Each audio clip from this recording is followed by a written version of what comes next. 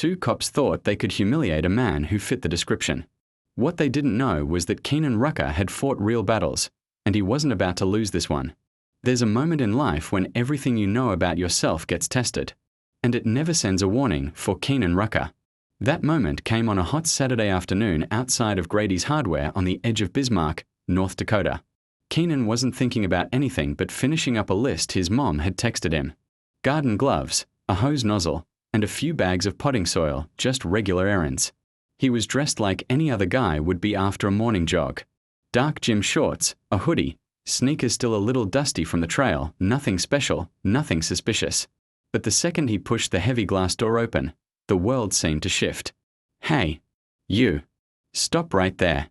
A voice barked. Keenan barely had time to glance up before two officers closed in. Fast. Deputy Wade Colson, a big man with a sunburnt face and a permanent scowl, grabbed Keenan's shoulder hard enough to wrench his hoodie sideways. Officer Brent Marbury, younger but just as aggressive, stepped around to block the door. Keenan instinctively raised his hands, palms open. "What's going on?" he asked, voice calm but firm. "You know damn well," Colson snapped. Without another word, he slammed Keenan against the brick wall outside the entrance. A loud smack echoed across the parking lot, pulling the attention of everyone nearby. Families loading up their trunks, a teenager riding his bike, even an older man pushing a cart full of soil bags. Keenan didn't resist. That wasn't how he was trained. "You're making a mistake," he said evenly. Marbury muttered, yanking Keenan's arms back and snapping the cuffs tight, too tight. "Got yourself caught this time, huh?" Caught doing what? Keenan hadn't even stepped inside the store yet. A woman in a sundress froze by her minivan, her eyes wide. A teenage boy pulled out his phone. An older couple whispered to each other near the cart return. People watched, but no one stepped. ID in my back pocket, Keenan said, voice low. Colson ignored him. "You match the description," he barked, dragging Keenan toward their cruiser. "What description?" Keenan asked. "You haven't even checked," Colson laughed. "Short and mean. Don't need to." "You're it." Marbury chuckled too, like it was all some private joke.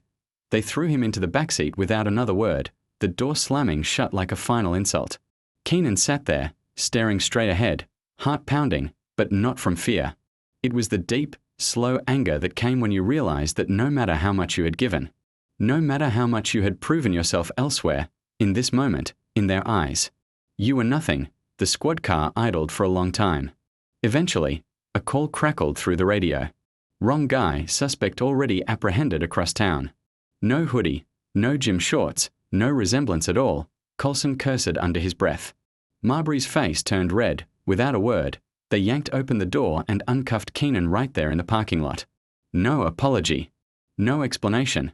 "Get out of here," Colson barked, like Keenan was some stray dog they were tired of kicking around. Keenan stood slowly, rubbing his wrists. He locked eyes with them, steady, unflinching. "You'll hear from me," he said simply. Colson snorted. Marbury looked away. Keenan turned and walked back toward the hardware store entrance, where people still stared at him, some whispering, others pretending they hadn't seen a thing. He picked up a cart with steady hands, rolled it toward the garden section, and started ticking off his list: gloves, hose nozzle, soil. Business as usual, at least on the surface. But something had shifted deep inside him, and he knew the next move wasn't going to be silent. Keenan finished his shopping, but it felt mechanical. His body moved, grabbing items, steering the cart, answering the cashier with polite nods, but his mind ran a different track entirely. The kind that makes your jaw clench without you realizing it. As he loaded the soil bags into his trunk, the sting in his wrists flared every time he flexed his hands. Those cuffs hadn't been slapped on by mistake. They were put on with malice. He glanced once across the parking lot. The officers were gone, but the memory of it hung there, thick and ugly. "Keenan." A voice called out. He turned to see Mr. Dalton, the retired Army vet who ran the pawn shop 2 doors down. Grey crew cut, faded jeans, always smelled faintly of coffee and sawdust. "You okay, son?" Dalton asked, concern written all over his face. Keenan forced a small smile. "Yeah, Mr. Dalton. Just a little misunderstanding." Dalton frowned. "Didn't look like no misunderstanding from where I was standing." Keenan didn't answer. He wasn't ready for a conversation. Not yet. He gave a small shrug, like it didn't matter. Dalton narrowed his eyes. "Don't let them boys walk all over you, not you. Keenan nodded slightly. I won't. Dalton gave him a firm pat on the shoulder and headed back to his shop. It was a small moment. But it stuck. He drove home in silence. No music, no news, just the hum of the tires against the asphalt and the simmering thought that something had to be done. Not with fists, not with shouting, but with something they couldn't ignore. Pulling into his driveway, Keenan parked the truck and sat there for a moment, keys still in the ignition. His neighborhood was quiet. Little two-story houses lined the street, kids' bikes abandoned in driveways, sprinklers ticking away on front lawns. Normal, safe, or at least it should have been inside. His mom, Francine Rucker, called from the kitchen. That you, baby? Yeah, Ma, he said, slipping off his sneakers by the door. She popped her head around the corner, wiping her hands on a towel. You get everything? He smiled for real this time, tired but genuine. Yeah, got it all. She studied him for a beat longer than necessary. Mothers knew things without needing to ask. You sure you're all right? She asked softly. He hesitated. Then he nodded, just tired. She didn't push, just gave him a look that said she was there if he needed to talk. After dinner, after the dishes were washed, after the house settled into its nighttime rhythms, Keenan found himself standing in front of the hall closet, the one where he kept the things that still felt too close to let go of. His army dress uniform, polished boots, his medals neatly pinned to a velvet board. He reached for the uniform with steady hands. Tomorrow, he thought. Tomorrow would be different. He laid everything out carefully on his bed: jacket, pants, white gloves, ribbons aligned in perfect rows. The combat infantryman badge caught the light from his bedside lamp, shining like a reminder. You earned your place, you fought for it. This wasn't about getting revenge. It wasn't about making a scene. It was about showing them who he really was, and making sure they would never forget. He sat down heavily in the chair by the window, watching the streetlights flicker on one by one. His reflection stared back at him from the dark glass, tired eyes, squared shoulders. A man who had faced worse things than this, and come through stronger. Keenan wasn't the kind of man to act on anger. He believed in order, in principle. But respect wasn't something you begged for. It was something you demanded without ever raising your voice. He leaned back, letting the chair creak under his weight, and closed his eyes. Tomorrow, they would see him. Not through suspicion, not through ignorance, but through undeniable truth, and no amount of badge or bluster would cover up the mistake they made. But for that to happen, he had to be ready for every eye in town to be on him. Morning came heavy, dragging a thin layer of grey across the sky. Keenan was already up when the first hint of light pushed through the curtains. He hadn't slept much, not out of anger, but focus. His mind had been busy drawing the map of what needed to happen. BY 6.30. He was buttoning up his dress blues, the fabric stiff and familiar under his fingertips. Each piece went on like armor. The pressed pants, the tailored jacket, the brass shining against deep navy cloth. His combat infantryman badge sat just above his ribbons. Small, simple, heavy with meaning. In the hallway mirror, he adjusted his tie until it sat perfectly straight. Then he slipped his boots on, polished so clean they almost looked like glass. Downstairs, Francine stood by the coffee maker, watching him with silent pride and something else. A trace of worry. You sure about this? She asked, handing him a travel mug. Keenan took it, nodded once. It's the only way they'll listen. Francine's mouth tightened, but she didn't argue. She simply pressed her palm to his chest right over the medals. You walk in there like the man you are. Make them see it. I will. He pulled the door closed behind him, the click of the latch sounding sharper than usual. It wasn't just another trip into town. It was a reckoning. The drive to the sheriff's department was short. Bismarck wasn't a huge city, just big enough to feel like you could disappear in it if you weren't careful. As he turned onto Avenue C, the squat brick building came into view. The flag out front fluttered in the cool morning air. Keenan parked 2 spaces from the entrance. He cut the engine, sat for a beat, breathing slow and steady. The uniform's weight felt good. Grounding. A few people were milling around outside. A man with a clipboard, 2 women unlocking bikes from a rack. They barely glanced his way at first. Just another day, but when Keenan opened the truck door and stepped out, something shifted. Conversations stuttered to a stop. Heads turned. Eyes followed. He adjusted his gloves, straightened his shoulders, and walked toward the entrance without rushing. Every step was deliberate, every breath was measured. Inside, the lobby buzzed softly with phones ringing and low voices. A young deputy behind the desk looked up and froze, eyes snapping wide. Can I help you, sir? the deputy asked, voice suddenly stiff. Keenan removed his hat, tucked it neatly under his arm.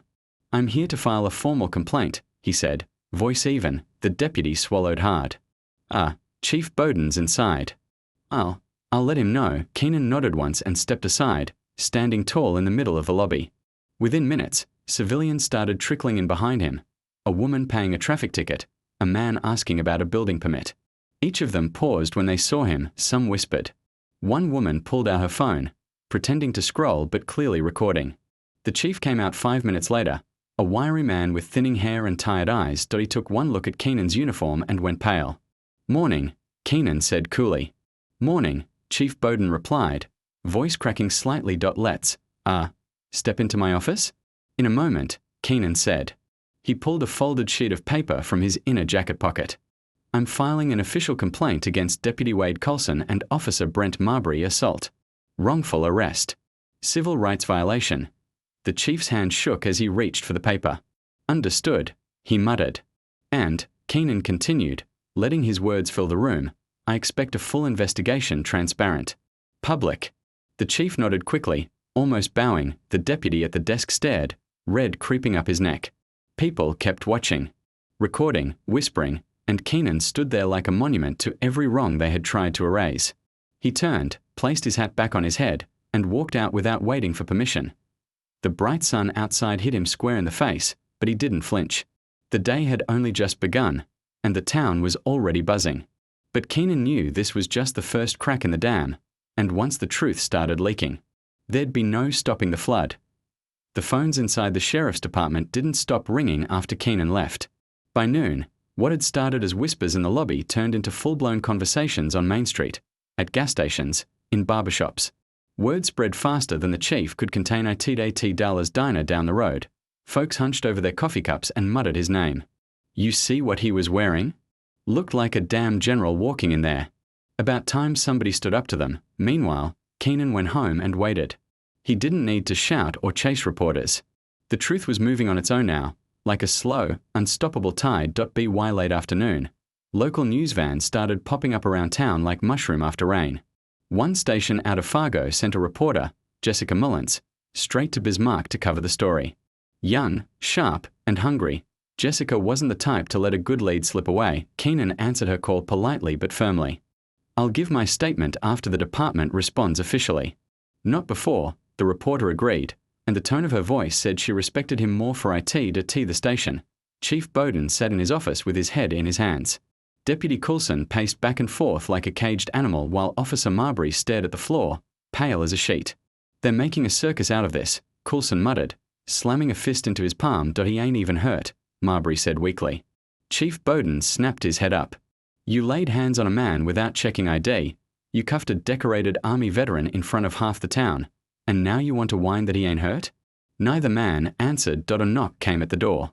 It was the mayor's assistant, red-faced and sweating.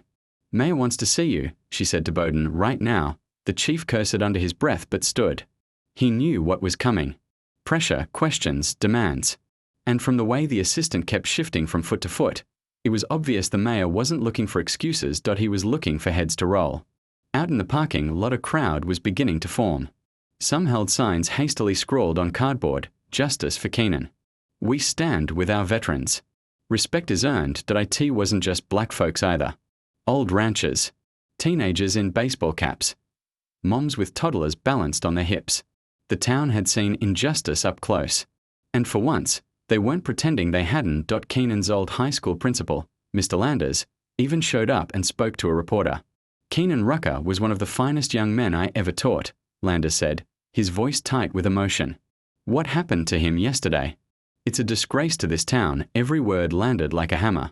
Inside, Coulson and Marbury sat in a small back room, listening through the thin walls. Every chant, every angry voice outside hit them harder than any court summons ever could. You think they'll fire us? Marbury finally asked, his voice barely above a whisper. Coulson didn't answer. He knew they were done, and there wasn't a badge big enough to shield them from it. Meanwhile, Keenan stayed home, sitting at the kitchen table with his mother, eating a plate of baked chicken and green beans like it was any other Sunday. You proud of yourself? Francine asked, smiling softly. Keenan shrugged. Just did what needed doing? Francine reached over and squeezed his hand. You did it with dignity. That's what matters. Out the window, they could see the lights of the news vans blinking down the street. Like distant stars, Keenan didn't look too long. He didn't need the spotlight. The important part, the real part, had already happened. He stood up. He made them look him in the eye. But tomorrow was still coming, and with it, the real test. Would the system fix itself, or just bury the embarrassment and pretend nothing had happened? By Monday morning, the small town of Bismarck felt a little less small. National outlets had picked up the story, first local affiliates, then bigger names like Channel 7 News, and even a piece on a morning talk show. Keenan's face, standing tall in his uniform, flashed across millions of television screens. Nobody cared about the hardware store anymore. The real story was simpler. 2 officers humiliated an Army veteran on American soil, and people were furious. Outside the sheriff's department, the protest had doubled overnight. Folks brought lawn chairs, coolers, poster boards. Some carried American flags, not as a weapon, but as a reminder. A local preacher named Reverend Cyrus Dalton stood with a megaphone, not shouting, just speaking clear and calm to the crowd. When one of our own is treated like less, he said. We are all treated like less. Keenan stayed home. He wasn't hiding. He simply didn't want to feed the media circus. His phone rang off the hook, calls from old Army buddies, former teachers, even strangers from other towns. One message stuck with him. You reminded us what quiet strength looks like. Thank you. Meanwhile, inside the sheriff's office, the walls were closing in. Chief Bowden had no choice. He placed both Deputy Wade Coulson and Officer Brent Marbury on administrative leave pending an external investigation. The announcement was read stiffly at a hastily called press conference, where the allegations were taken seriously. He said, the cameras catching every nervous glance. Behind him, a representative from the state's Office of Professional Standards stood like a shadow, arms crossed. Reporters threw questions like fastballs. Why weren't IDs checked? Will the officers face criminal charges? How can residents trust this department after what happened? Bowden's answers were vague and unsatisfying. One woman in the back called out, would you have cuffed him if he was in uniform? The room fell silent. Bowden didn't answer. He didn't have to. Outside, the crowd roared louder, signs bouncing in the air. Kids climbed up on their dad's shoulders to see. Elderly couples leaned on each other, shaking their heads in disgust. At home, Keenan sat with Francine on the porch, sipping sweet tea. You could probably run for mayor after this, she joked. Keenan laughed, a short, real laugh that he hadn't felt in a while. Not my thing, he said. I'm not looking to be anyone's hero. You already are, Francine said. Cars honked as they drove by. People waved, neighbors dropped off pies, casseroles, envelopes stuffed with thank you notes. It was overwhelming. But Keenan accepted it all with the same quiet dignity that had carried him through that awful moment outside the hardware store later that night. Sitting alone in the living room, he flipped through the local news channels. Footage of him standing in the sheriff's lobby played again and again. He didn't look angry in the video. He looked still, like a man who didn't need to shout to be heard. Meanwhile, commentators debated on air. This isn't just about one man, a painless said. This is about a pattern, and it's about respect. Another added, when someone like Staff Sergeant Rucker is treated like this, it reminds every veteran and every citizen that their service can be erased by ignorance in a heartbeat. The conversation wasn't just about Keenan anymore. It was about the bigger picture. People were asking hard questions and refusing to let them be brushed aside. But Keenan knew attention could be a double-edged sword, and the real challenge would be making sure this didn't just fade away once the cameras packed up. The investigation moved faster than anyone expected. 3 days after the public outcry hit its peak, Deputy Wade Coulson and Officer Brent Marbury were officially suspended without pay pending termination hearings. It wasn't just the pressure from the town. Veterans organizations from all across North Dakota flooded City Hall with letters, phone calls, and emails demanding real accountability. A group of retired Marines even drove in for a minute, holding a silent vigil outside the station for 24 hours straight, their dress uniforms stiff and immaculate under the sun. Keenan watched it all unfold from a distance, not because he didn't care, but because he knew the spotlight could twist a man if he wasn't careful. He agreed to sit down with Jessica Mullins from Channel 7 for one interview only. Nothing flashy. No dramatics. Just him, his words, and the truth. The interview took place at Memorial Park, under the old oak trees near the Veterans Monument. Keenan wore jeans and a simple black tee dash shirt. No uniform this time. He didn't need it. Jessica asked the first question carefully. When they grabbed you, what was going through your mind? Keenan paused, looking out over the green lawn. I wasn't thinking about myself, he said finally. I was thinking about all the times people don't get the chance to prove who they are, about all the ones who never get the benefit of the doubt. Jessica nodded slowly. What do you want people to take away from this? Keenan looked directly into the camera, voice steady. Respect isn't something you hand out only when it's convenient. He said that it's something you owe to every person you meet, no matter what they look like, where they come from, or what you think you know about them. The segment aired that night. No dramatic music. No flashing graphics. Just Keenan's words, simple and strong. And people listened. A few days later, the mayor issued a formal apology during a town hall meeting. He called Keenan a pillar of strength and promised reforms within the sheriff's department, including mandatory bias training and community oversight panels. It wasn't perfect. That IT wouldn't fix everything, but it was a start. At the same meeting, Francine Rucker stood up during the Q&A session. My son didn't ask for any of this, she said, her voice ringing clear. He didn't need a crowd behind him. He didn't need a camera in his face. All he needed was the same basic respect anyone deserves. The room went silent. Keenan, sitting 3 rows back, bowed his head for a moment. He didn't cry. He didn't smile. He just let the weight of it settle, the way you do when you know something real has finally been said out loud. Later that week, Mr. Dalton from the pawn shop caught up with him outside Grady's Hardware, where the whole mess had started. You did good, son, Dalton said, holding out a hand. Keenan shook it firmly. Still a long way to go, Dalton nodded. Maybe. But you moved the line, that counts. Keenan watched as Dalton crossed the parking lot, whistling under his breath, nodding at passers-by. Small moments, tiny shifts. Change didn't come in a rush. It came in pieces. A look. A handshake. A conversation started where before there was only silence. As he climbed into his truck, Keenan thought about everything that had happened, about the hand that had slammed him against a wall, about the faces that had looked the other way, about the voices that finally spoke up. Respect. It wasn't given because of medals or uniforms. It was supposed to be there from the start, and when it wasn't, well, sometimes you had to stand there, calm and steady, and force the world to see you as you were. But Keenan knew his story wasn't just about a fight one. It was about making sure nobody had to fight the same battle alone, ever again. Days passed. Then a week. The noise faded, as it always does. The cameras packed up. The news vans left. Even the crowds thinned, returning to the rhythm of small-town life. But something stayed different in Bismarck. It wasn't just the policies being rewritten, or the mandatory trainings rolled out across the department. It was quieter than that, deeper. People made more eye contact at the grocery store. Strangers nodded a little slower, a little more deliberately. Kids learned his name in school, not because he had done something violent, but because he stood his ground with quiet strength. Keenan noticed it in small ways. At the post office, an elderly woman he'd never met pressed a thank you card into his hand without saying a word. At the gas station, the clerk who once never looked up from his register now said, "Good morning, Sergeant Rucker," every time he came through. The world hadn't changed overnight, but it had shifted, just enough to feel it. One evening, as the sun dipped low and the sky turned the color of burnt gold, Keenan stood in Memorial Park again. He wasn't wearing a uniform or a suit, just jeans, boots, and a plain gray sweatshirt. He watched a group of kids laughing as they chased each other across the grass, their worries light as feathers.